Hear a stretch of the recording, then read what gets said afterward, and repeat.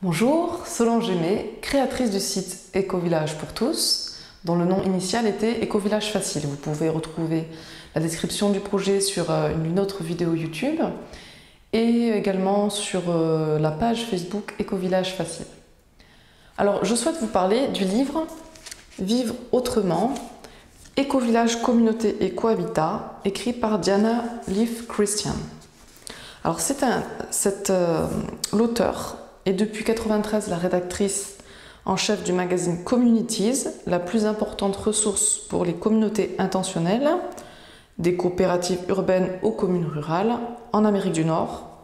Membre d'un écovillage, elle donne des conférences et des ateliers de formation sur la fondation d'Écovillage. Donc c'est un livre très important et je vais vous expliquer pourquoi. Je vais vous lire un petit peu quelques extraits. Si vous souhaitez créer un écovillage ou même si vous souhaitez y habiter ou même si vous y habitez déjà.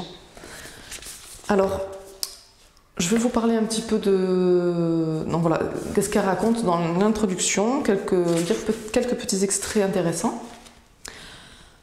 Donc, elle dit « La plupart des groupes, soit près de 90%, aspirant à former des écovillages ou des communautés intentionnelles, ne prennent jamais leur envol. La communauté dont ils rêvent ne se matérialise jamais, ils ne trouvent pas le terrain, ils n'ont pas l'argent ou ils s'enlisent dans les conflits. Une communauté n'est pas seulement le fait de vivre ensemble, c'est aussi l'ensemble des raisons qui nous emmènent à le faire. Nous désirons ardemment un mode de vie plus chaleureux, plus tendre, plus enrichissant, moins coûteux, plus coopératif et faisant plus de place aux relations humaines. Et je pense que pour beaucoup d'entre nous, nous sommes d'accord avec cela. Et donc elle indique, ceux qui s'intéressent aux communautés intentionnelles ne sont pas des extrémistes, ce sont des gens tout à fait ordinaires.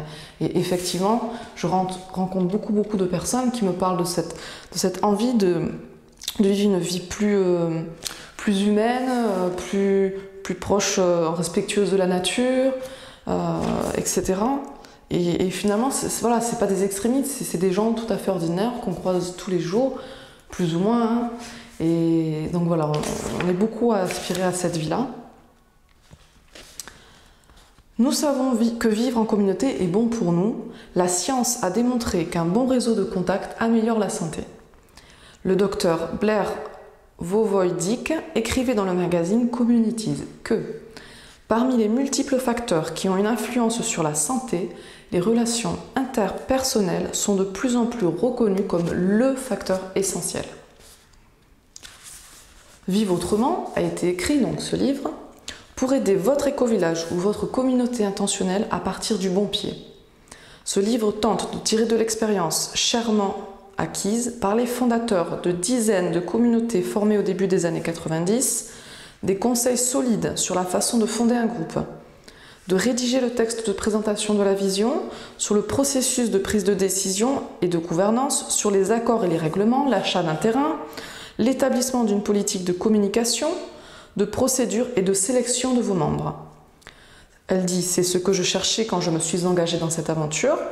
Il s'agit de ce qui fonctionne et de ce qui ne fonctionne pas. De ce fait, de ce qu'il faut faire pour éviter de réinventer la roue. » Donc effectivement, on est beaucoup... il existe déjà plusieurs livres en anglais plus anciens qui donne des conseils pour créer un écovillage, vivre dans un écovillage, dans une communauté intentionnelle.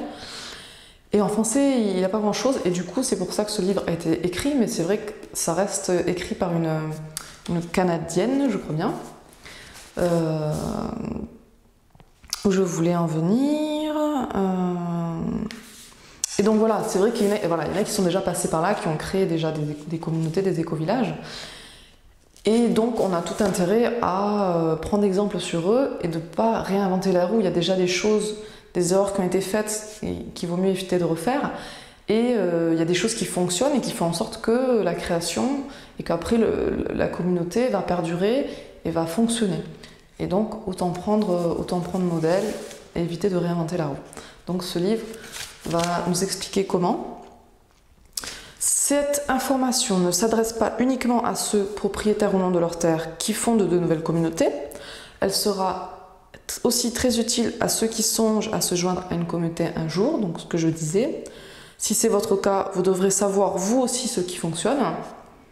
Elle servira également aux gens déjà en communauté qui ne pourront que profiter de ce partage d'expériences similaires.